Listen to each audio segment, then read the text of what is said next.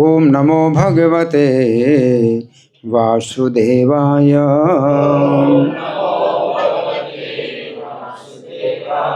ओम नमो भगवते वासुदेवाय। ओम नमो भगवते वासुदेवाय।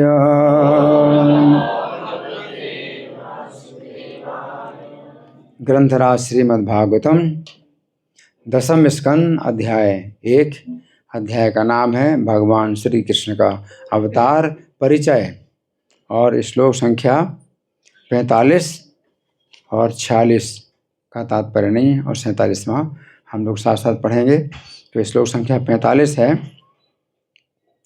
ईसा तवानुजा बलम कृपण, नहीं केवल मैं ही पढ़ूंगा, आप 47वां मेरे पीछे पढ़ना। ईसा तवानुजा बलम कृपणा पुत्रिकोपमां हंतुम नार्हसि कल्याणी इमां तम दीनवत्सला। तुम्हारी छोटी बहन बेचारी देवकी तुम्हारी पुत्री के समान है और यह लाड़ प्यार से पाले जाने योग्य है। तुम दयालु हो अतः तुम्हें इसका वध नहीं करना चाहिए। निस्संदेह तुम्हारे स्नेह की पात्र है। अब श्लोक संख्या 46 है, मैं ही पढ़ूंगा, आप लोग मेरे पीछे मत दोहराइए। श्री शुकवाच एवं ससामभिर्भेदैर् बोध्यमानोऽपि दारुणः न्यवर्तत कर्तव्ये पुरुषादाननुव्रतः। अनुवाद है, श्रील सुखदेव गोस्वामी ने कहा, हे कुरुवंश में श्रेष्ठ कंस अत्यंत क्रूर था और वास्तव में राक्षसों का अनुयायी था। अतः वसुदेव के सद उपदेशों से उसे ना तो समझाया बुझाया जा सकता था, ना ही भयभीत किया जा सकता था। उसे इस या अगले जीवन में पाप कर्मों के फलों की कोई चिंता नहीं थी। अब श्लोक संख्या 47 मेरे पीछे बोलेंगे। निर्बंधं तस्य तं ज्ञात्वा विचिन्त्यानकदुन्दुभिः प्राप्तं कालं प्रतिवोढुम् इदं तत्रान्वपद्यते। निर्बंधं तस्य तं ज्ञात्वा विचिन्त्यानकदुन्दुभिः प्राप्तं कालं प्रतिव्योढुम् इदं तत्रान्वपद्यते। बोलिए। निर्बंधं तस्य तं ज्ञात्वा विचिन्त्यानकदुन्दुभिः प्राप्तं कालं प्रतिव्यूढुम् इदं तत्रान्वपद्यत।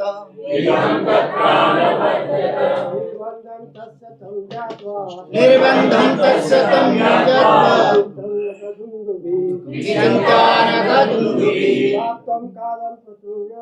प्राप्तं कालं प्रतिव्यूढुम् इदं तत्रान्वपद्यत। निर्बंधं तस्य तं ज्ञात्वा विचिन्त्यानकदुन्दुभिः प्राप्तं कालं प्रतिव्यूढुम् इदं तत्रान्वपद्यत। वैष्णव माता है।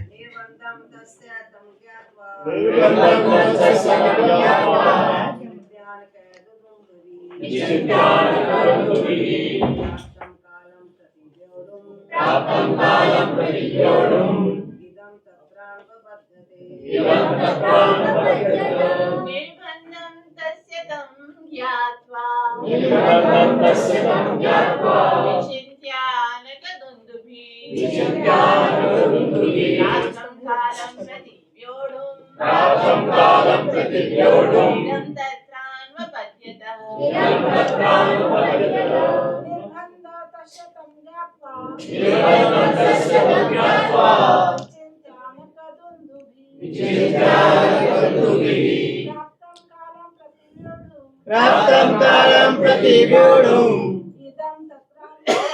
इदं तत्रान्नपद्यतम् शब्दार्थ बोलिए। निर्बंधम करने के संकल्प को तस्य उस कंस का तम उस संकल्प को ज्ञात्वा जानकर विचिन्त्य गहराई से सोचकर आनगदुन्दुभि वसुदेव प्राप्तम आया हुआ कालम आसन्न मृत्यु संकट को प्रतिव्योढ़ ऐसे कार्यों से रोकने के लिए इदम यह तत्र वहाँ अन्वपद्यत अन्य उपायों को सोचा। अनुवाद मेरे पीछे बोलिए। जब वसुदेव ने देखा कि कंस अपनी बहन देवकी को मार डालने पर तुला हुआ है तो उन्होंने अपने मन में गहनता से सोचा।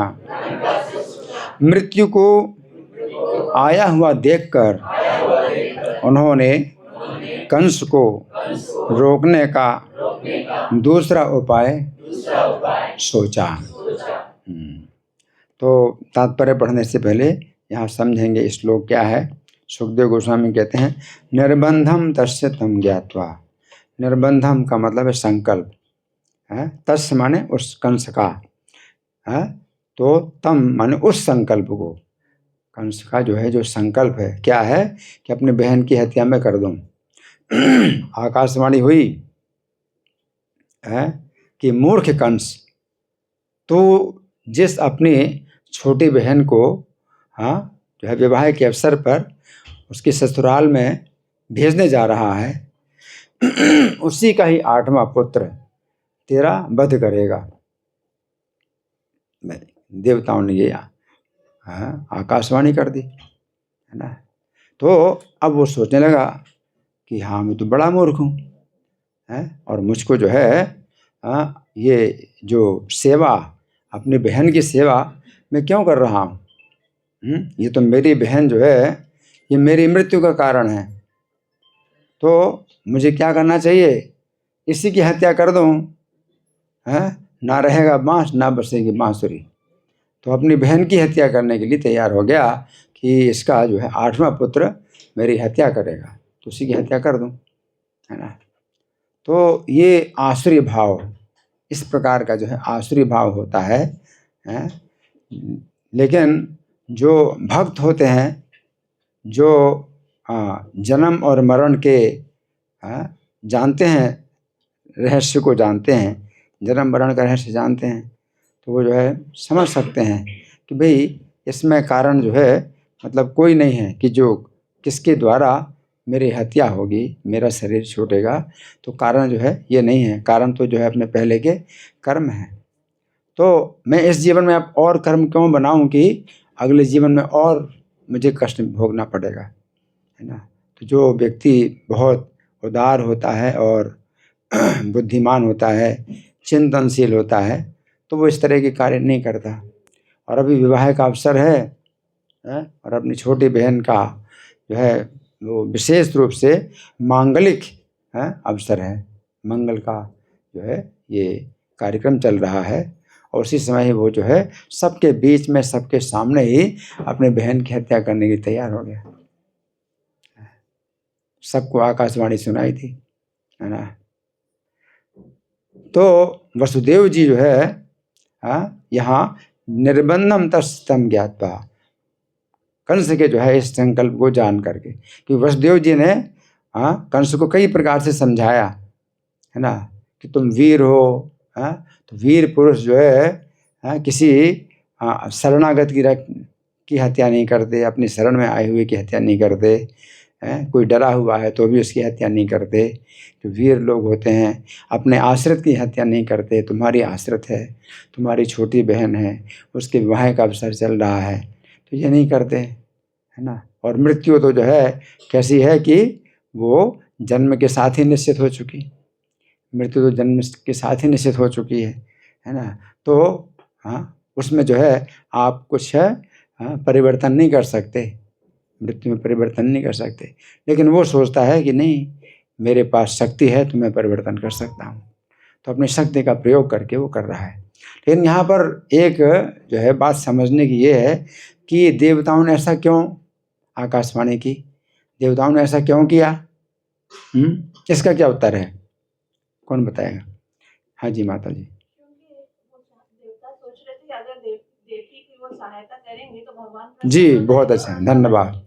तो ये जो है देवताओं को चिंता थी, अगर कृष्ण के पक्ष में कृष्ण जो है देवकी के 8वें पुत्र होने वाले हैं, तो कृष्ण की माता की अगर वो सेवा कर रहा है तो फिर कृष्ण को जो है सोचना पड़ेगा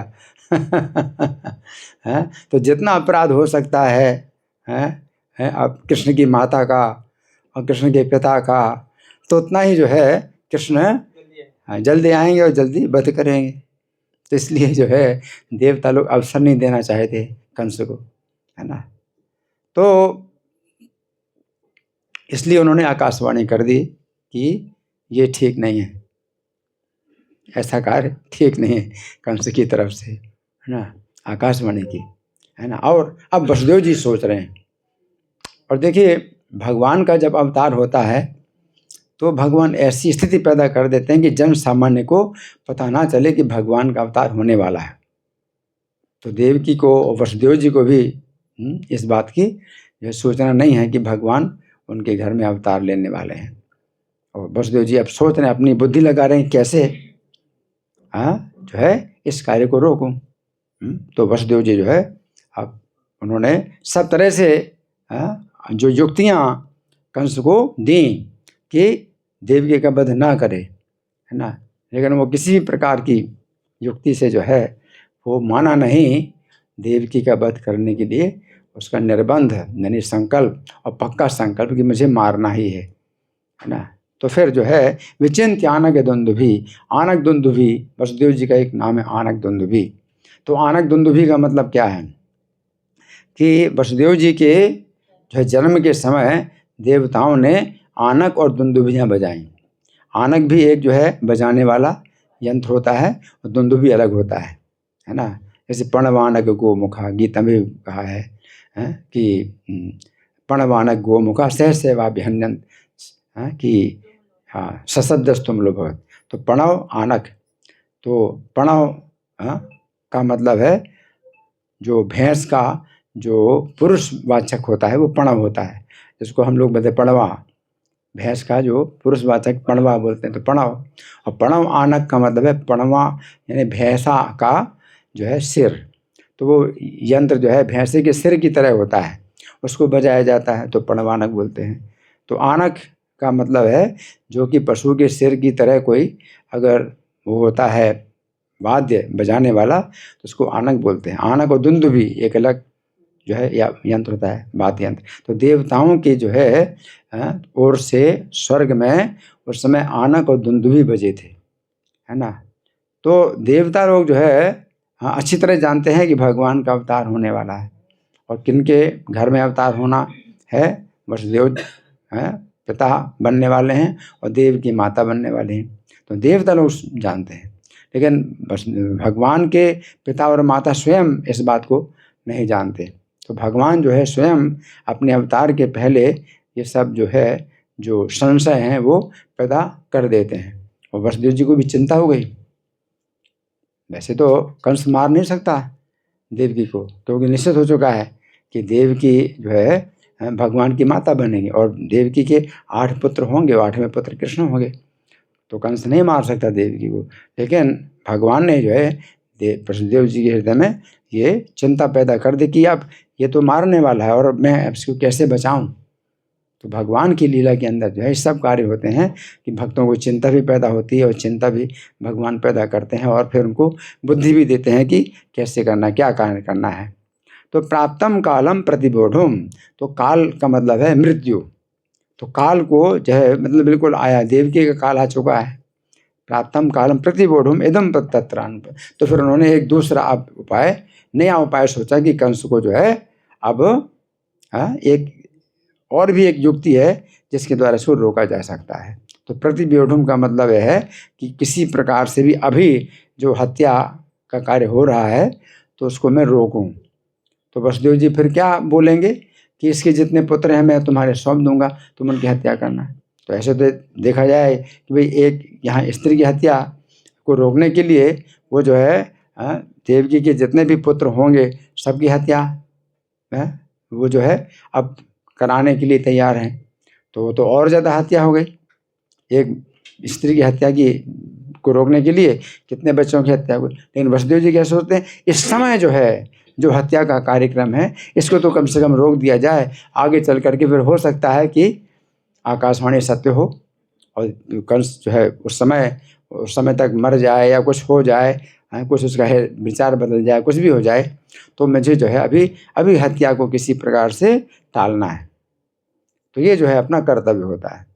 तो वसुदेव जी जो है बड़े जो है धर्म के विद्वान हैं और इस धर्म को जो है सोच करके कि समय धर्म यही है कि किसी भी प्रकार से जो है देवकी की हत्या को रोका जाए। अब हम सुनेंगे प्रभुपाद तात्पर्य में क्या लिखते हैं। श्रील प्रभुपाद की जय। यद्यपि वसुदेव ने देखा कि उनकी पत्नी देवकी के मारे जाने का संकट उपस्थित है, किंतु उन्हें अपने कल्याण का भरोसा था, क्योंकि उनके जन्म के समय देवताओं ने दुंदुभियाँ बजाई थीं, है ना। तो यहाँ प्रभुपाद क्या बता रहे हैं कि वसुदेव जी को जो है अपने मृत्यु की चिंता नहीं थी कि उनके जन्म समय देवताओं ने जो है दुंदुभियाँ आनक और दुंदुभियाँ बजाई थी। तो देवताओं के स्थान में आनक दुंदुभियाँ बजी थी और वो आनक दुंदुभी जो बजी थी वो पृथ्वी में सुनाई पड़ी, मनुष्यों को सुनाई पड़ी, और इसलिए वसुदेव जी का नाम भी रखा आनक दुंदुभी। तो देवताओं ने अगर आनक दुंदुभी बजाए हैं और वो स्वर के जो बाजे हैं वो मनुष्य लोक में सुनाई पड़े, और इसलिए वसुदेव जी का नाम भी रखा गया आनक दुंदुभी। तो वसुदेव जी को भी पता है, हालांकि जन्म के समय उनको तो पता नहीं चला, किस बच्चे का जन्म होता है उसको कुछ पता नहीं चलता, लेकिन जो बड़े लोग होते हैं वो बच्ची का जो है इस प्रकार से नामकरण करते हैं। तो वसुदेव जी को इस तरह से पता चला कि उनका नामकरण अगर किया गया है और उनके जन्म के समय देवताओं ने आनक दुंदुभियाँ बजाई थी, इसका मतलब है कि उनका जीवन बहुत सुरक्षित है। तो वसुदेव जी ने ये सोचा कि मेरा जीवन तो बहुत सुरक्षित है, लेकिन देवकी की जो है सुरक्षा के लिए मुझे चिंता करनी है। तो यहाँ प्रभुपाद लिख रहे हैं, अतः उन्होंने देवकी को बचाने की दूसरी युक्ति सोची कि देवकी किस प्रकार से रक्षा हो। तो ये जो है वसुदेव जी सोच रहे हैं, है ना। तो अब हम जो है श्लोक संख्या 45, 46 और 47 के तीनों श्लोकों के हिंदी पद्यानुवाद में पढ़ के सुनाऊंगा। श्लोक संख्या 45 है, उसमें वसुदेव जी क्या बोल रहे हैं, ऐसा तवानुजा बाला कि हे राजकुमार, ये जो है आपकी ये जो छोटी बहन है तुम्हारी अनुजा है, बाला है ना, छोटी बहन है, कृपणा, और ये कृपणा है यानी आश्रित है तुम्हारे ऊपर, पुत्रिका उपमा, और छोटी सी पुत्री के समान है। हन तुम नारहसी कल्याणी, तो तुम्हारा जो है ये उचित नहीं है तुम्हारे लिए कि तुम इस कल्याणी का वध करो। इमाम तुम दीन वत्सलः, क्योंकि तुम दीन वत्सल हो, वो दीन है ना। इस तरह से कंस की तारीफ करके कि तुम्हारी तो बहुत प्रशंसा की जाती है, तुम दीनों के प्रति दया करने वाले हो, स्नेह करने वाले हो, तो तुम वध ना करो। तो इसका हिंदी पद्यानुवाद है, हे कुमार, यह आपकी भगनी तो है बहुत छोटी, तब पुत्री समान है यह, और है यह अति दीन भी। फिर श्लोक संख्या 46 में श्री सुखदेव जी कहते हैं, एवं स सामभिर देवैर एवं स सामभिर भेदैर बोध्यमानोपि दारुणः, कि शाम के द्वारा का मतलब शिक्षाओं के द्वारा उसको समझाया और भेद के द्वारा भी समझाया, है ना, परंतु वो दारुण है, बहुत ही कठोर स्वभाव का है, उसका स्वभाव बड़ा भयानक है। न निवर्तत कौरव, तो वो जो है उससे निवर्तित नहीं हुआ, यानी रुका नहीं इस कार्य से। पुरुषादान अनुव्रतः, पुरुषाद का मतलब होता है जो मनुष्यों को खाए, पुरुष माने मनुष्य, और आद का मतलब है खाने वाला, है ना। तो पुरुषादान माने राक्षसों, जो मनुष्य भक्षी राक्षस होते हैं, अनुव्रतः उनका ही जो है वो अनुयायी है ना, अनुव्रत है। या ऐसा भी कह सकते हैं कि जो मनुष्य भक्षी जो राक्षस हैं तो वो उसके अनुयायी हैं। तो संस्कृत में जो इस तरह के शब्द बनते हैं तो दोनों अर्थ निकलते हैं कि वो राक्षसों का अनुयायी, लेकिन वैसे देखा जाए तो वो राक्षस लोग जो दैत्य लोग हैं, जो मनुष्यों की हत्या करते हैं, मनुष्यों को खाते हैं, वो कंस के अनुव्रत हैं, कंस के अनुगामी है ना। तो पुरुषादानुव्रत का मतलब है कि कंस जो है के अधीनस्थ जो असुर लोग होते हैं तो वो जो है मनुष्यों को खाने वाले हैं। तो वो कंस फिर कितना ज़्यादा क्रूर नहीं होगा कि उसके जो अनुयायी हैं जब मनुष्यों को खाने वाले हैं तो कंस कितना क्रूर नहीं होगा। इसका जो है हिंदी अनुवाद, हिंदी पद्य अनुवाद है, ये तो मैंने आपको अच्छा हाँ इसको पढ़ के सुनाऊंगा। तिस पर अभी अभी इसका परिणय है मुझसे हुआ, तिस पर अभी अभी इसका परिणय है मुझसे हुआ, विवाह के मंगल चिन्हों ने तन का परित्याग नहीं किया। अब ऐसे में आप जैसा दीन वत्सल पुरुष जो हो, ऐसे में आप जैसा दीन वत्सल पुरुष जो हो, इस अबोध बालिका की हत्या तुम्हारे योग्य ना हो, इस अबोध बालिका की हत्या तुम्हारे योग्य ना हो। अब श्लोक संख्या ये है 47 कि निर्बंधम तस्य जाता, तो उसका जो है जो निश्चित है, निश्चय किया उसने जो संकल्प, तो ये वसुदेव जी समझ गए। इस भांति वसुदेव ने कंस को बहुविधि समझाया, इस भांति वसुदेव ने कंस को बहुविधि समझाया, प्रशंसा आदि साम नीति का आश्रय ले उससे मनाया, प्रशंसा आदि साम नीति का आश्रय ले उससे मनाया, भय आदि भेद नीति का भी आश्रय उन्होंने लिया, भय आदि भेद नीति का भी आश्रय उन्होंने लिया, किंतु क्रूर स्वभाव कंस के थे असुर अनुयायी हुए, किंतु क्रूर स्वभाव के थे अनुयायी असुर अनुयायी हुए। अपने इस अति घोर संकल्प का त्याग उसने नहीं किया, अपने इस अति घोर संकल्प का त्याग उसने नहीं किया, देवकी के प्रति हृदय उसका द्रव्यभूत तनिक भी नहीं हुआ, है ना। तो वसुदेव ने कंस का विकट हट जब देख लिया, वसुदेव ने कंस का विकट हट जब देख लिया, किसी विधि टल जाए समय उन्होंने ये विचार किया, किसी विधि टल जाए समय उन्होंने ये विचार किया। तो इस प्रकार से वसुदेव जी है विचार करते हैं। तो इसमें एक बात बताई गई है कि एवं सामभिर्भेद है, साम नीति और भेद नीति दोनों का प्रयोग किया वसुदेव जी ने कंस के प्रति, है ना। तो ये राजनीति के जो है 4 अंग होते हैं, साम दान दंड भेद, है ना। तो एक तो दंड नीति होती है, तो शत्रु को भस्म करने के लिए दंड दिया जाए, तो दंड तो दे नहीं सकते, है ना। तो और दान का मतलब है कि उसको कुछ पुरस्कार दिया जाए, तो कुछ पुरस्कार नहीं दे सकते वसुदेव जी। तो 2 राजनीति के जो 4 अंगों में से 2 अंगों का उन्होंने प्रयोग किया, एक तो साम नीति और दूसरी भेद नीति। तो साम नीति का मतलब है शिक्षा देना, तो वसुदेव ने बहुत शिक्षा दी कि जो है जीवात्मा शरीर से अलग है और अपने कर्मों के अनुसार जन्म और मरण होता है, तो ये जो है बहुत विस्तार से समझाया। और भेद नीति का मतलब क्या है कि शत्रु के साथ जो है भेद नीति का प्रयोग करना। इसका मतलब क्या है, शत्रु के जो अनुयायी हैं, उसके संगी हैं, तो उनके साथ शत्रु का जो है क्या करना चाहिए, भेद कर देना चाहिए, कुछ इस तरह से कर दे कि उनमें भेद पड़ जाए, फूट हो जाए, तो इस तरह से शत्रु की शक्ति कम हो जाती है, तो भेद नीति वो बुला दी, है ना। तो यहाँ पर भेद नीति इसी को कहेंगे भेद नीति, कि उन्होंने जो है मतलब क्या कहा कि ये जो तुम्हारा कर्म है ये बहुत बुरा कर्म बन रहा है। उन्होंने कहा कि तुम्हारी जो है ये जो कन्या, जो तुम्हारी छोटी बहन है, ये कन्या के समान है ना। और तुम जो है जो कार्य कर रहे हो, तो ये जो है ये हत्या का जो कार्य कर रहे हो, ये बहुत ही जो है विशेष हत्या है, बहुत बड़ी हत्या है, तो वो बता रहे हैं। तो इस संबंध में ब्रह्म विवर्त पुराण में कृष्ण जन्म खंड में जो है ये कुछ बातें वसुदेव जी बताते हैं, तो इसको मैं आपको सुनाना चाहता हूँ कि वसुदेव जी ने कहा कि ये देवकी की जो हत्या है ये कितनी बड़ी हत्या है, इस पर विचार करो। तो उन्होंने सबसे पहले हत्या बताई, जो सबसे छोटी हत्या होती है वो क्या है कि किसी हिंसक जंतु की हत्या करते हैं। जैसे सांप को मार दिया, सांप को मार दिया तो ये सबसे छोटी हत्या कहलाती है, फिर भी हत्या होती है। मारना तो पड़ता है, सांप को मारना तो पड़ता ही है ना। मोदेत साधुरपि वृश्चिक सर्प हत्या, है ना। तो प्रहलाद महाराज कहते हैं कि साधु भी प्रसन्न होता है, बिच्छू की सांप की हत्या से साधु भी प्रसन्न होता है। तो सांप की हत्या तो करनी पड़ती, परंतु फिर भी हत्या तो है ना।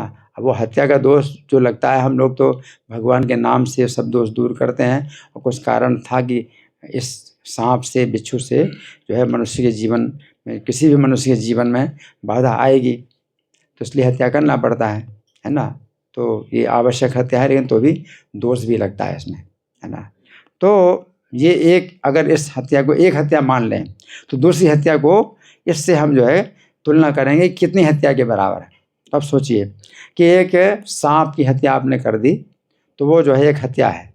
अब उसकी हत्या से ज़्यादा बढ़ करके अहिंसक क्षुद्र जंतु, छोटा सा कीड़ा है जो काटता भी नहीं काटता है, कुछ मतलब ज़्यादा आपको खतरा नहीं है, अहिंसक और छोटा कीड़ा है, उसकी हत्या 100 हत्या के बराबर है। वो जो हत्या है, सांप की हत्या समझ लो, तो उसकी 100 हत्या के बराबर एक छोटे से कीड़ा की हत्या, अहिंसक क्षुद्र जंतु, तो 100 हत्या के बराबर है। फिर इससे भी 100 गुनी हत्या एक विशेष पशु की कर दी, कोई विशेष पशु है ना, तो उसकी हत्या जो है वो 100 इसकी 100 हत्या के बराबर। तो 100 में 100 से गुणा करें तो 10,000 हत्या हो गई। अगर आपने एक हत्या वो मानी ना, पहली वाली हत्या, तो 10,000 हत्या के बराबर हो गई। फिर एक मनुष्य जो बहुत जो है अशुद्ध रहता है और पागलपन में जो है हमेशा डूबा रहता है, बेकार का जीवन है, अगर उसकी हत्या कर दी तो वो उससे 10 गुना, उससे भी 100 गुना है ना, 100 गुना है उससे भी। तो मतलब वो 10,000 में 100 से गुणा करेंगे तो कितना आएगा, 10 लाख। तो ऐसे मनुष्य की हत्या जो है 10 लाख हत्या के बराबर है। फिर एक सेवक की हत्या कर दें, कोई अपने आश्रित है सेवक और आज्ञा का भी पालन कर रहा है, उसकी हत्या है, तो वो जो है उससे भी 100 गुना है। तो 10 लाख में 100 से गुणा करें कितना आएगा, 10 करोड़। तो 10 करोड़ हत्या के बराबर हो गई एक आश्रित हो अपने सेवक की हत्या। फिर अगर एक गाय की हत्या करें, एक गाय की हत्या करें तो उससे भी 100 गुना, तो 10 करोड़ में 100 से गुणा करो कितना हुआ, 10 अरब। 10 अरब हत्या के बराबर हो गई एक गौ हत्या, है ना। अब एक ब्राह्मण की हत्या इससे 10 गुनी है, गौ हत्या से 10 गुनी ब्राह्मण की हत्या है। तो 10 अरब में 10 से और गुणा करो, हाँ, तो 1 खरब यानी 100 अरब समझ लो। 100 अरब के बराबर एक ब्राह्मण की हत्या है। फिर अपनी जो छोटी बहन है, जो अपने आश्रित है और जो अपने के द्वारा पालित हो रही है, उसकी जो हत्या है उससे भी 100 गुना ज़्यादा है। ब्राह्मण की हत्या से भी 100 गुना हत्या छोटी बहन की है जो अपने आश्रित है। तो 100 अरब में आप 100 से और गुणा करो तो 10,000 अरब, है ना। तो ये जो है ब्राह्मण की हत्या या स्त्री की हत्या बराबर है। ब्राह्मण की हत्या स्त्री, और जो अपनी छोटी बहन है आश्रित है तो उसकी हत्या जो है उससे भी 100 गुनी है, तो इसलिए 10,000 अरब हत्या के बराबर है। तो वसुदेव जी ने मतलब इस तरह से बताया। तो इसको भेद नीति कहेंगे। भेद नीति इस तरह से कि वो अपने कर्म में अपनी पहचान कर रहा है कि मैं ऐसा ही हूँ, मैं इसी प्रकार का हूँ, पहचान कर रहा है, और वो कर्म जो है तुम्हारा शत्रु है।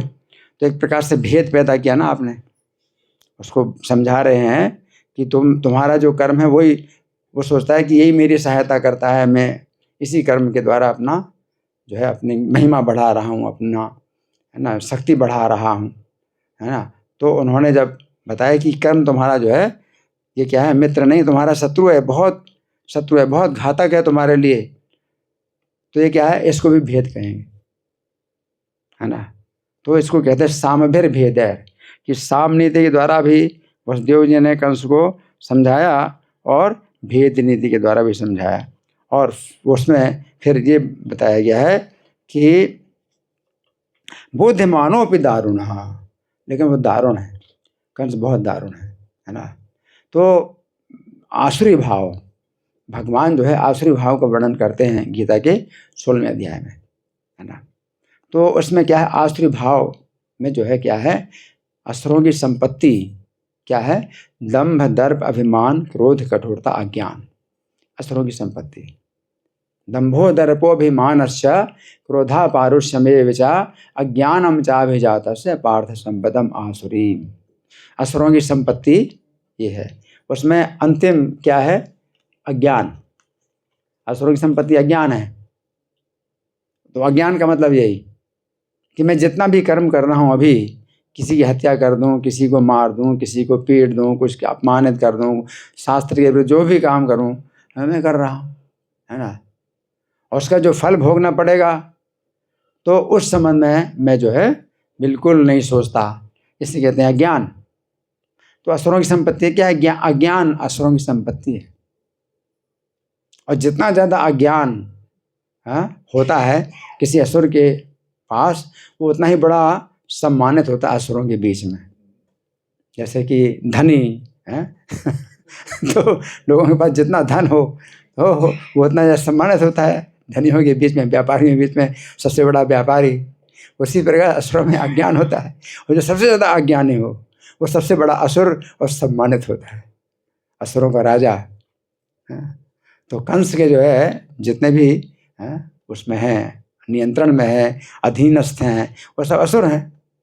और उनमें जो सबसे ज़्यादा जो है अज्ञान की संपत्ति किसके पास है, कंस के पास। तो ये जो है इसमें जो है उनको गर्व होता है, गौरव होता है कि हम चिंता नहीं करते इस बात की, हम नहीं डरते इस बात से। शास्त्रों में जो कुछ कहा गया है, शास्त्र हैं, साधु हैं, आचार्य हैं, जो कुछ कहते हैं उनको मैं नहीं मानता। ये जो है अज्ञान है ना।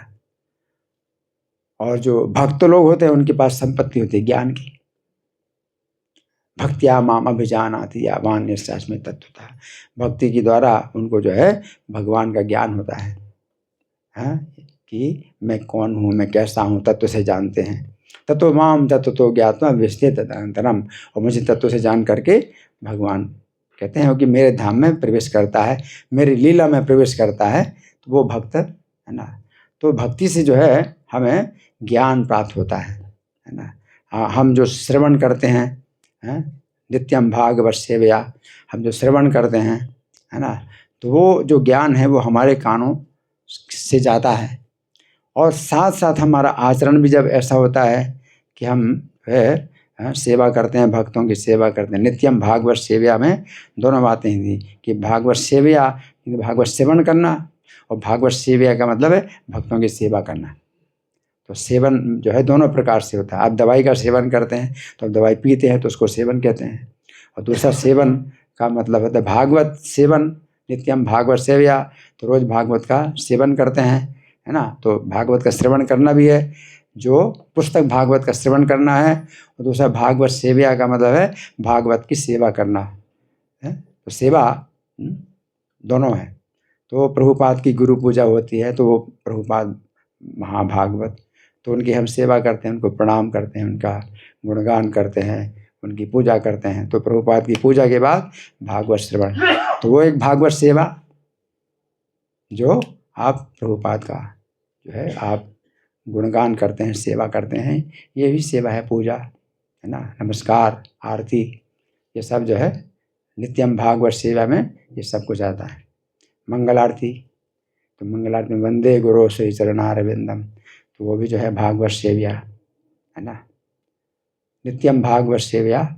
तो इस तरह से जब भगवान प्रसन्न होते अंदर से, और ये भागवत सेवा आप बाहर से ज्ञान प्राप्त करते हैं। तो भागवत सेवा, नित्यम भागवत सेवा में क्या है कि आप बाहर से ज्ञान प्राप्त करते हैं, आपके कानों से अंदर जाता है, और हृदय के अंदर भगवान भी जो है उसी ज्ञान को जो है प्रकाशित करते हैं अंदर से, क्योंकि आप भक्तों की सेवा में लगे, भक्तों से जो है अपराधों से बच करके आप जो है सेवा में लगे। तो भगवान हृदय से जब प्रसन्न होते हैं तो वही ज्ञान जो है वो प्रकाशित करते हैं अंदर से, और बाहर से भी आ रहा है, अंदर का ज्ञान बाहर का ज्ञान दोनों मिल करके है वो क्या हो जाता है अपना विज्ञान। तो फिर अनुभूति होती है, तो फिर ज्ञान की अनुभूति होती है। नहीं तो कोई व्यक्ति जो है केवल सुनता है, लेकिन अगर जो है अवज्ञा करता है वैष्णवों की है, गुरु की, साधु अवज्ञा है, साधु शास्त्र है, तो भगवान अंदर से प्रसन्न नहीं होते। और अंदर से प्रसन्न नहीं होते हैं भगवान, तो बाहर से जो ज्ञान आता है इस कान से जाता है तो उस कान से निकल जाता है, हृदय के अंदर जाता ही नहीं, क्योंकि हृदय के अंदर भगवान है वो प्रसन्न नहीं होते। तो असुर लोग जो है क्योंकि देवताओं के विरोधी होते हैं, साधुओं के विरोधी होते हैं, भक्तों के विरोधी होते हैं, गौ साधु शास्त्र इन सब के विरोधी होते हैं, तो हृदय के अंदर जो भगवान है वो प्रसन्न नहीं होते, वो प्रसन्न नहीं होते। तो जितना भी ज्ञान बाहर से उनको मिलता है वो इस कान से गया उस कान से निकल जाता है, और वो हृदय के अंदर जाता ही नहीं, कि हृदय के अंदर भगवान है वो प्रसन्न नहीं होते। तो हमारी जो है मतलब जो चिंता होती है वो होती है चिंता कि किस प्रकार से हमारा जो ज्ञान है हम सुने और सुन करके अंदर भी जाए, इस कान से जाए और उस कान से ना निकले। इसलिए इस कान बोलते हैं ना, इस कान का मतलब इस कान, उस कान नहीं है, इस कान का मतलब इस कान से हृदय अंदर जाए, उस कान होनी नहीं, बंद होना चाहिए उस कान, और हृदय के अंदर जाए, है ना। तो वो तभी संभव है जब भगवान हृदय में प्रसन्न होंगे, तो इस कान से घुसेगा अंदर है और हृदय के अंदर जाएगा, उस कान से नहीं जाएगा, है ना। तो ये जो है हमारा जो है सिद्धांत है कि आप जो है नित्यम भागवत सेवा करते हैं, है ना, तो उसमें प्रभुपाद जो है हमारे केंद्र है, हमारे जीवन के केंद्र हैं। तो हम जो है उनका जो है हर प्रकार से उनका गुणगान करें, स्तुति नमस्कार करें, है ना। तो ये जो है मतलब कार्यक्रम हमारा पूरा कार्यक्रम इस तरह से है। तो यहाँ पर ये बताया गया है कि न निवर्तत कौरव पुरुषादान अनुव्रतः, है ना, कि उसने जो है राक्षसों की नीति अपनाई है। अनुव्रत का मतलब है व्रत, जिनका जो राक्षस होते हैं जो मनुष्यों को खाने वाले होते हैं तो उनका जो है अनुव्रति है। अनुव्रति मतलब उसने व्रत लिया है कि उनकी चाल में चले, तो कंस जो है उनकी चाल में चलता है ना। तो फिर यहाँ बताया गया है कि निर्बंधम तस्य तम ज्ञात्वा विचिन्त्य आनक दुंदुभि। अब आनक दुंदुभि जो वसुदेव जी हैं उन्होंने समझ लिया कि भाई ये तो ऐसी चाल में चल रहा है, उसको जो है कोई दूसरा उपाय नहीं है। तो फिर यही उपाय है कि तुम जो है तुमको जो है अगर 8वें पुत्र से अगर भय है तो मैं तुम्हें वचन देता हूँ कि इसके जितने पुत्र पैदा होंगे उनको तुम जो है तुम्हारे पास ले आऊँगा, तुम वध कर देना। तो वसुदेव जी इस तरह से जो कंस को बोलते हैं तो वो बहुत सोच समझ करके बोलते हैं, जिससे कि उनको किसी प्रकार का दोष ना लगे। और वो वसुदेव जी जो है बहुत चिंता करते हैं, जो भगवान के पिता बनने वाला हो तो वो व्यक्ति जो है कितना सोचता है कि भाई मैं जो है क्या करूं, इस समय मेरा क्या कर्तव्य है, मुझे क्या करना चाहिए। तो उनको जो है कुछ ऐसी आसक्ति नहीं है देवकी के प्रति, वो भी भगवान के भक्त हैं, भगवान को ही केंद्र मानते हैं। तो भगवान को केंद्र मान करके ही जो है वो देवकी अगर भगवान की माता बनने वाली तो देवकी के प्रति भी उनकी जो है आदर की भावना है ना, लेकिन है केंद्र भगवान ही। तो वसुदेव जी को इतना वो नहीं भाई मेरी पत्नी की हत्या ही कर रहा है तो मेरी पत्नी है तो इस तरह वो सोच रहे हो, बल्कि सोच रहे मेरा क्या कर्तव्य है कि जिससे कि मैं भगवान को प्रसन्न करूं। मैं अपना जो है मेरा कर्तव्य क्या है कि मुझे दोष ना लगे, धर्म का विचार कर रहे। तो धर्म का विचार करते हुए तो सोचते हैं अब मेरा धर्म जो है यही है कि अगर देवकी की हत्या भी तुरंत होने वाली है ना, तो वो तो फिर देर करेगा नहीं, तुरंत जो है तलवार से गला काट देगा। उसने बाल पकड़ लिए हैं देवकी के, बाएं हाथ से बाल पकड़ लिए हैं और दाएं हाथ में जो है तलवार लिए है, बस एक भाई कट करने वाला है। अब तो कोई उपाय नहीं है, तो खाने नहीं, अब रुको अभी रुको इधर सोचो है। तुम्हें जो है इससे तो कोई भय नहीं है, बस जी इससे तो तुम्हें कोई भय नहीं है, हाँ इससे कोई भय नहीं, तो बस ठीक है, तो क्या दिक्कत है। इसके जितने पुत्र होंगे, 8वें पुत्र से भय है, मैं जितने पुत्र होंगे उन सबको मैं दे दूंगा। तो वसुदेव जी जो है इस तरह से हत्या को टालने का प्रयास करते हैं, जिससे बड़ी शिक्षा मिलती है कि मतलब हर स्थिति में हम जो है भगवान का जो है भगवान से प्रार्थना करें कि मुझसे जो है कोई अपराध ना हो, मेरा कोई अपराध ना बने। अगर वसुदेव जी ऐसे देखते रहें तो उनका अपराध बनेगा, हैं कि कोई जो है किसी की हत्या कर रहा है और आप अगर उसको रोकते नहीं तो आपको भी अपराध बन लगेगा। तो मुझे अपराध ना लगे, मुझे दोष ना लगे, मुझे क्या करना चाहिए, जैसे कि मुझे दोष ना लगे। तो हर व्यक्ति को अपने बारे में सोचना चाहिए कि मुझे क्या करना चाहिए। आपके सामने कुछ हो रहा है, कुछ अन्याय हो रहा है ना, तो अपना कर्तव्य है कि विरोध करें। जैसे देव की द्रौपदी का जो है अपमान हो रहा है सभा में, तो जितने सभा में देखने वाले थे, राजा लोग थे, बड़े सम्मानित राजा लोग थे, तो सबको जो है क्या लगा, बहुत बड़ा दोष लगा कि कोई जो है विरोध नहीं कर रहा। एक बस विदुर जी थे जो कि विरोध कर रहे थे। अब उनकी बात नहीं मानी गई वो अलग बात है, विदुर जी ने विरोध किया था, है ना। तो विदुर जी को जो है मतलब विशेष रूप से भगवान ने मतलब आदर किया, उनके घर में ठहरे, किसी घर में नहीं ठहरे, तो विदुर जी घर में ठहरे। तो मतलब ये है कि भाई हाँ हमारे से जो है वैष्णव निंदा हो रही, आप सुन रहे हैं, आप सोचते हैं कि भी हमसे तो कोई दोष नहीं हो रहा है, क्योंकि वैष्णव निंदा कोई कर रहा है तो वो कोई कर रहा है, मैं तो नहीं कर रहा निंदा, लेकिन सुन रहे हैं उसमें भी दोष लगता है। अपना का क्या कर्तव्य है ना, चले जाएं, उठ करके चले जाएं, क्या करें, कुछ ना कुछ करें। तो ये सब चीज़ जो है अपने को सोचना चाहिए, केवल ये नहीं कि आप कोई गलत काम कर रहे हैं तो ही आपको दोष लगता है, बल्कि आपके सामने कोई गलत काम हो रहा है तो भी दोष लगता है आपको कि आप रोकते नहीं हैं और उससे जो है विरोध नहीं कर रहे हैं। कुछ जटायु ने जो विरोध किया, रावण सीता का अपहरण कर रहा है, जटायु को पता था कि मैं नहीं रोक पाऊंगा इसको, जटायु की शक्ति रावण की शक्ति से बहुत कम थी, तो मैं मारा जाऊंगा। लेकिन जटायु ने फिर भी अपना कर्तव्य सोचा कि मैं मारा जाऊं, है ना, लेकिन मुझे विरोध करना है क्योंकि मेरा ही कर्तव्य है ना। तो इस तरह से जो है जटायु ने सोचा, तो जटायु मारे गए, लेकिन वो जो है श्री राम की प्रसन्नता के लिए उनका जो है बहुत बड़ा कार्य हो गया, है ना। तो यह है कि जन्म और मरण को जो है समान समझ कर, जीवन और मरण को समान समझ करके हम जो है अगर सोचते हैं कि भाई मेरा क्या कर्तव्य है कि मुझे दोष न लगे, तो वो अर्जुन भी सोच रहे थे, यदि माम अप्रतीकारम शस्त्रम शस्त्र पाणया, कि मैं अगर, वो सोच रहे थे अपनी तरफ से कि मुझे दोष ना लगे तो चाहे मैं मर जाऊं, तो अर्जुन सोच रहे हैं कि मैं युद्ध ना करूं अगर, और मैं शस्त्र धारण ना करूं, और ये धृतराष्ट्र के पुत्र शस्त्र धारण करके अगर मेरी हत्या कर दें तो मेरी ज़्यादा रक्षा होगी, तन में क्षेम तरम हवे, तो मेरी ज़्यादा रक्षा होगी कि मैं अगर मारूंगा इनको तो मुझे पाप लगेगा, और अगर मैं इनको ना मारूं, मैं शस्त्र भी धारण ना करूं और ये मेरी हत्या कर दें तो मेरी ज़्यादा रक्षा होगी कि मुझे दोष ना लगेगा, मैं चाहे इनके द्वारा मारा जाऊं।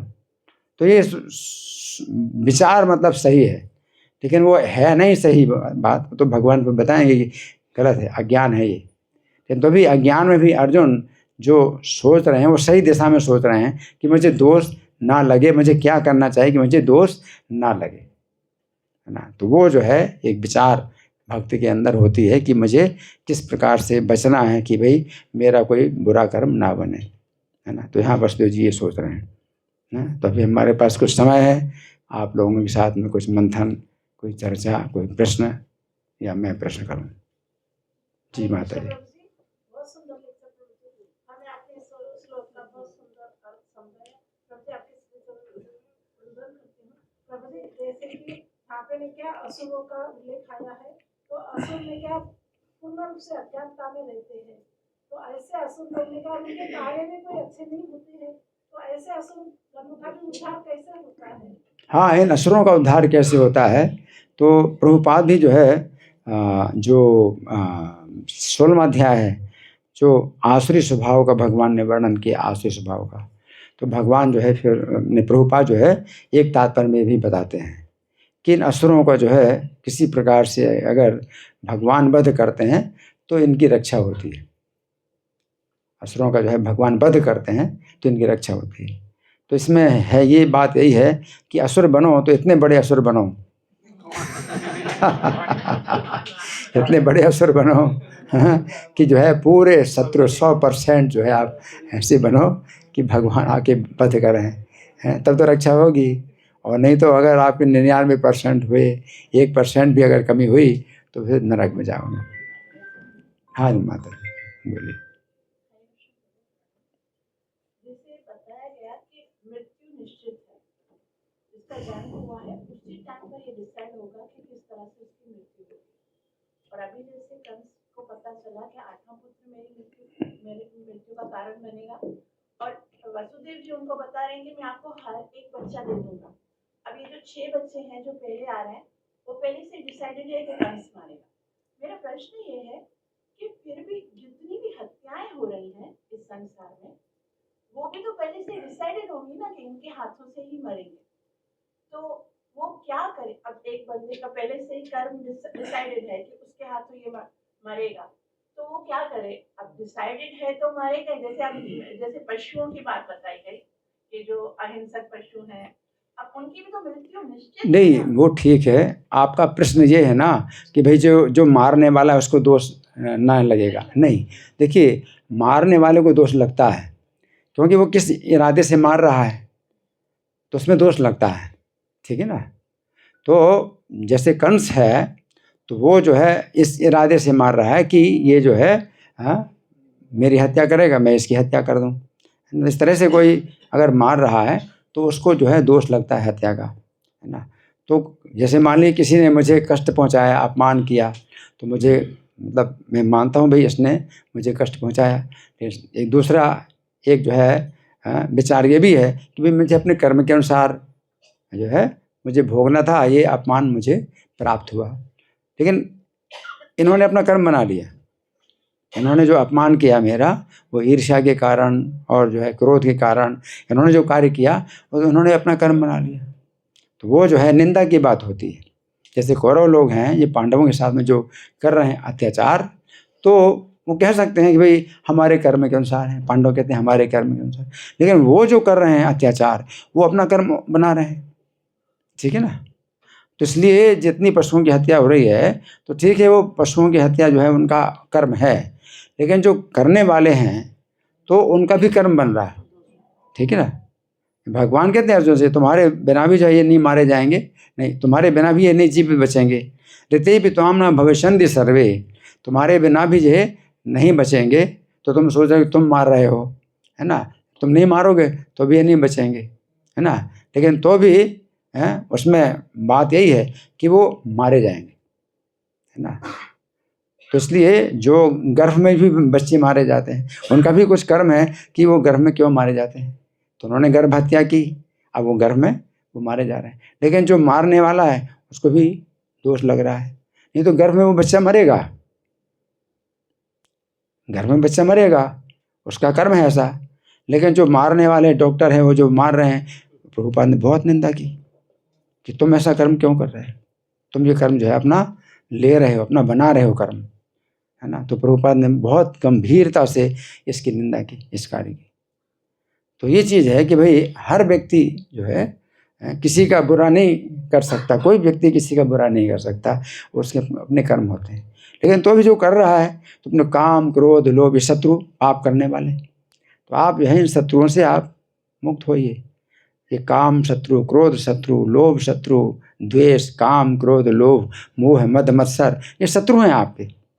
ये आपसे जब कराते हैं कोई कर्म तो पाप बनता है, तो आप इनसे आप मुक्त होइए, है ना। तो अर्जुन जो है, अर्जुन में काम क्रोध लोभ मोह मद मत्सर कुछ नहीं है, और अब हत्या कर रहे हैं वो, हैं। तो उनका क्षत्रिय का जो है धर्म है, युद्धे चापे पलायनम, युद्ध से नहीं भागना, और कोई चुनौती दे तो युद्ध करना है। हतो वा प्राप्त स्वर्गम, अगर मारे जाएंगे तो स्वर्ग की प्राप्ति होगी। जित्वा वा भोग में, अगर जीतेंगे तो पृथ्वी का राज्य मिलेगा। तो उसमें क्या है कि जीवन और मरण को बराबर समझ करके अपना कर्तव्य में कर रहा हूँ। तो वो चीज़ है कि आप इन शत्रुओं से आप जो है मुक्त होइए, इन शत्रुओं को आप मारो पहले। जय शत्रु महाबाहो काम रूपम दुरासा, ये पाप कराने वाला है ना। ठीक है माता जी, जी आपका प्रश्न जी। नहीं नहीं, ऐसा नहीं है किसी की निंदा, वैष्णव निंदा, विशेष रूप वैष्णव निंदा। और बहुत सी बातें ऐसी होती हैं जो निंदा की ही होती हैं, और निंदा करनी भी चाहिए। हम जब नाम का पहला अपराध बोलते हैं तो भगवान नाम के प्रचार में जीवन को समर्पित करने वाले भक्तों की निंदा करना, वो भी क्या, अपना जीवन समर्पित, पूर्ण शक्ति, पूरा जीवन उन्होंने लगाया अपने भगवान के नाम के प्रचार में। कुछ भी अगर दोष दिखाई दे तो आप उनसे बात कर सकते हो, आप निंदा मत करो। लेकिन वैसे क्या है कि भक्तों के समाज में भी जो है कभी कोई निंदा की बात होती है तो निंदा करना पड़ता है। ऐसा नहीं है कि भाई अब वो जो है कुछ गलती कर रहे हैं और वो गलती कर रहे हैं तो एक दूसरे से ईर्ष्या करते हैं कोई भक्त, तो वो जो है जो कार्य कर रहे हैं तो उसमें तो निंदा की बात है, तो निंदा करनी पड़ती है और निंदा जो है सुननी भी पड़ती है। लेकिन वो अलग बात है कि आप जो है ऐसे वैष्णव की निंदा करते हैं, जैसे प्रभुपाद की कोई निंदा करे तो बहुत ज़्यादा गलत है ना। लेकिन कहीं पर वो बात होती है, निंदा की बात है ये। अगर कोई कार्य होता है अशोभनीय कार्य होता है, कोई भक्त करता है, तो ये हम नहीं कह सकते भाई हमें निंदा नहीं करना चाहिए, हमें निंदा नहीं सुनना चाहिए। अगर आप नहीं सुनेंगे निंदा तो आप भी करेंगे वैसे ही कार्य, ठीक है ना। कोई भक्त अगर मान लो निंदनीय कार्य कर रहा है ना, आप नहीं सुनना चाहते उसकी निंदा, तो फिर क्या होगा, आपको पता नहीं चलेगा कि आप वो गलत कर रहा है, आप भी गलत काम करोगे, ठीक है ना। तो इसलिए निंदा, वो कहने के लिए बड़ा अच्छा लगता है भाई किसी की निंदा नहीं करना, किसी की निंदा नहीं सुनना। हम निंदा नहीं करेंगे, मान लो ये कार्य कर रहे हैं कुछ, है ना, अशोभनीय कार्य कर रहे हैं, नियम तोड़ रहे हैं, और मैं अगर इनकी बात नहीं करूँगा, निंदा नहीं करूँगा, तो आप लोग भी जो है नहीं समझोगे, इनकी देखा देखी आप लोग भी करोगे। तो निंदा करना चाहिए, निंदा सुनना चाहिए, है ना। तो हमें जो है मतलब बहुत सचेत रहना चाहिए। और वो कोई भी भक्त जो है अगर मान लो कोई ऐसे कार्य कर रहा है जो कि नियम टूट रहा है, और कोई जो है किसी का जो है अनिष्ट हो रहा है, तो जो नहीं होना चाहिए, नहीं करना चाहिए, और हम जो है अगर निंदा नहीं करते हैं तो फिर उसमें भी मतलब एक दोष लगता है ना। हमें बताना चाहिए भाई ये तो, लेकिन हम ईर्ष्या के कारण नहीं कर रहे हैं निंदा, हमारे अंदर ईर्ष्या के कारण नहीं कर रहे, क्रोध के कारण नहीं कर रहे हैं, है ना। काम शत्रु, क्रोध शत्रु, इनके कारण नहीं। लेकिन मुझे बताना आवश्यक है, तो अपने अधिकारियों को बताएं, फिर वो बताएंगे, तो अपने वैष्णव समाज में फिर ये बताई जाए कि भाई ये बात सही नहीं है। तो इस तरह की बातें होती हैं, ठीक है जी।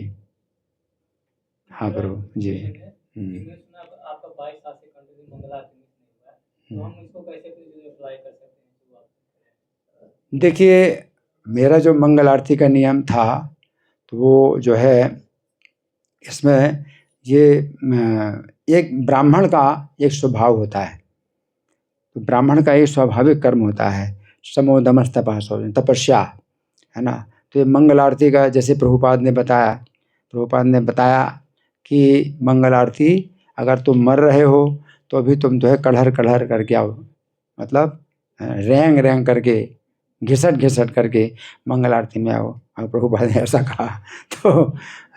तो ये जो नियम है ये हम सबके ऊपर लागू नहीं कर सकते, लेकिन विशेष जो फुल टाइम ब्रह्मचारी, अब अगर हम कहें कि सब माता जी हैं और इनके परिवार का भार है, और जो गृहस्थ हैं उनके ऊपर भी परिवार का भार है, और व्यापार का भार है, नौकरी का भार है, तो ये सब सबके ऊपर लागू नहीं होता। लेकिन फुल टाइम ब्रह्मचारी हैं, उनके ऊपर कोई परिवार की जिम्मेदारी नहीं है, कोई व्यापार नहीं है, कुछ नहीं है, तो उनके लिए तो ये है कि भाई ऐसा होना चाहिए।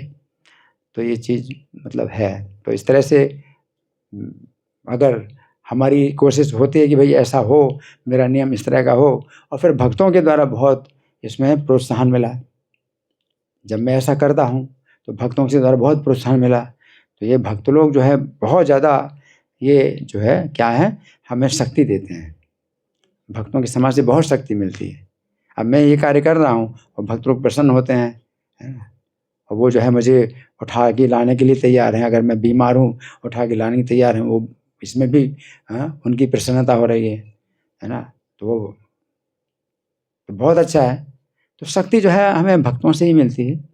संघीय शक्ति कलो योगी, अकेले अकेले मैं जो है नहीं कर सकता, लेकिन भक्तों के समाज में वो जो है बहुत उनके अंदर सहयोग की भावना, सेवा की भावना और प्रसन्नता भी होती है इस चीज़। तो इस तरह से एक दूसरे को हम जो है बल प्रदान करते हैं, तो इस तरह की जो है मतलब स्थिति होती है। ठीक है, हाँ जी, हाँ प्रभु।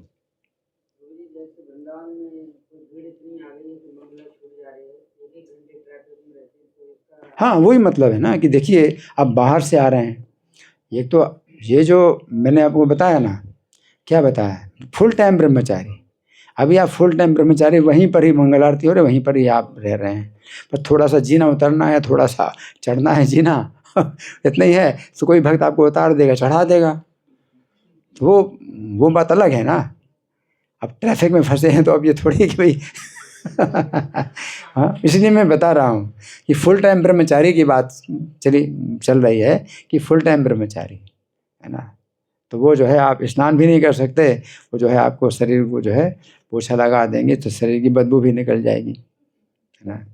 शरीर की बदबू भी निकालना ज़्यादा अच्छा है। फिर भी अगर नहीं है तो बिना स्नान के भी आ सकते हैं मंगल आरती में, लेकिन ज़्यादा बड़ा स्नान ये है।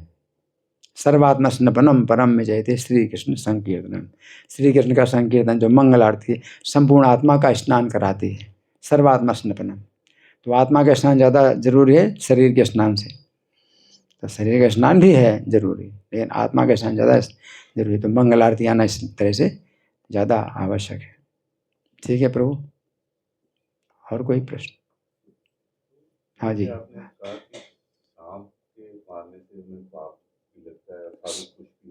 हाँ, और दूसरी जो 6 प्रकार के आतताई बताते हैं कि इनको मारने से पाप नहीं लगता, तो दोनों को कैसे? देखिए 6 प्रकार के आतताई जो बताए गए, वो सांप को हम नहीं कह सकते आतताई, वो मनुष्यों में है, मनुष्यों के समाज में आतताई है।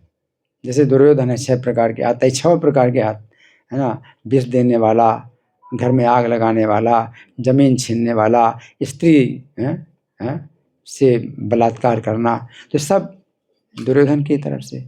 लेकिन जो वैसे हैं, ये पशु हैं, जो कीड़े हैं, वो करते हैं तो उनका स्वभाव है। लेकिन फिर भी हमें मारना पड़ता है, सांप को मारना पड़ता है, बिच्छू को मारना पड़ता है कि अगर मुझे ना काटे किसी और को काटेगा। तो इसलिए हत्या मोदे तो साधु रूपी वृश्चिक सर्प हत्या। तो प्रहलाद महाराज कहते हैं भागवतम में कि आपने मेरे पिता का वध कर दिया, तो ये सबके लिए अच्छा हुआ, ये सबके लिए जो है ये कंटक था हिरण्यकशिपु, है ना। तो साधु भी प्रसन्न होता है बिच्छू सांप की हत्या करने।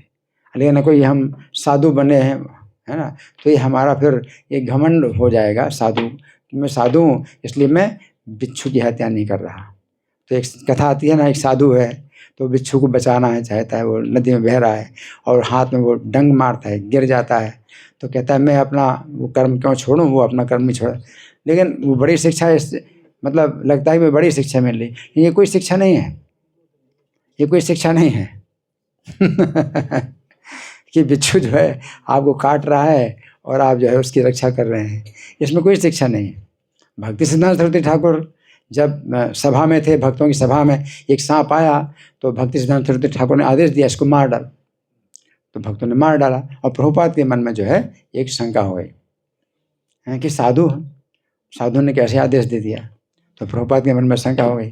फिर भागवतों में जब देखा तो उसमें 7वें स्कंद में आता है मोदे तो साधु रूपी वृश्चिक सर्प हत्या, साधु भी प्रसन्न होता है बिच्छू सांप की हत्या से। ठीक है ना, तो इसलिए साधु ऐसे साधु मत बनो कि किसी को जो है आश्रय देते हो, आप गलत व्यक्ति को आश्रय देते हो, है।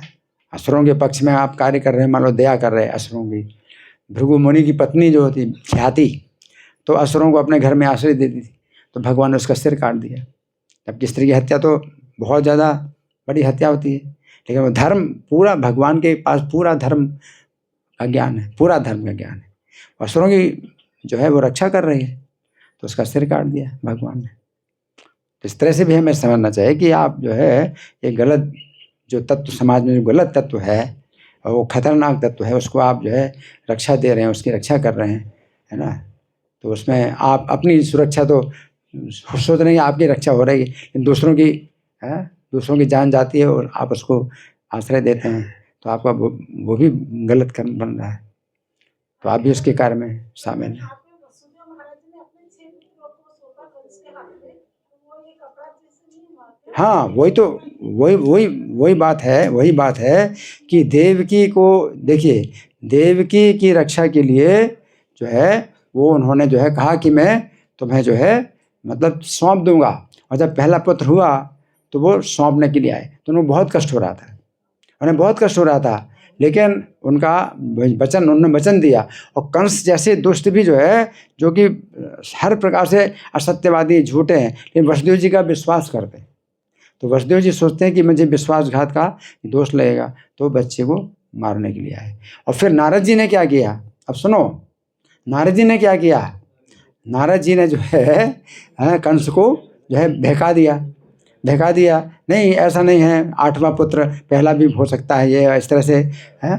तो नारद जी की बात से कंस ने फिर क्या किया, वसुदेव जी को कह दिया था मुझे कोई डर नहीं है, 8वां पुत्र मुझे ले आना।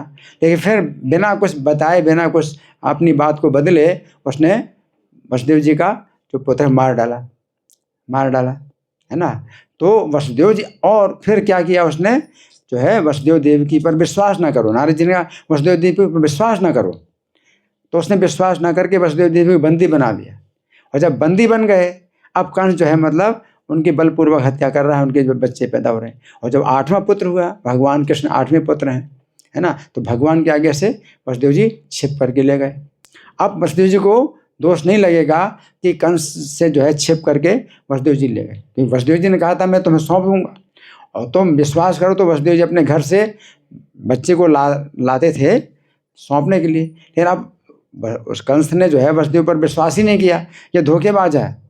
तो ऐसे में धोखा अगर आप देते हैं किसी को, आपको धोखेबाज मान करके वो जो है आप पर विश्वास नहीं करता कि तुम धोखेबाज हो, तो वसुदेव जी देवकी को जो है उसने धोखेबाज माना, विश्वास ही नहीं किया। तो ऐसे में विश्वास की रक्षा की कोई ज़रूरत नहीं कि वसुदेव जी अपने विश्वास की रक्षा विश्वास जताए, आप समझे। तो वसुदेव जी को अब दोष नहीं लग रहा है, वो कंस को कृष्ण को छिप करके जो है वो ले गए, है ना, कृष्ण की रक्षा के लिए, है ना। तो यहाँ पर मतलब अंतर हो गया ना। जब कंस ने कहा कि तुम ले जाओ 8वां पुत्र ले आना, तो वसुदेव जी के ऊपर बहुत बड़ी जिम्मेदारी थी और बहुत बड़ा मतलब भगवान को जो है वो लाता है। तो भगवान की रक्षा, अब भगवान की रक्षा की चिंता हो गई इनको। और अब कंस के विश्वास की रक्षा की जरूरत ही नहीं है, क्योंकि विश्वास कर ही नहीं रहा, ठीक है ना। तो विश्वासघात का कोई इसमें दोष नहीं लग रहा है, ठीक है ना। तो ये सब बातें बड़ी सूक्ष्म हैं, ठीक है। और प्रश्न समय है अभी, खत्म हो गया। धन्यवाद। ग्रंथराज श्रीमद् भागवतम की जय, श्री प्रभुपाद की जय। हरे कृष्णा।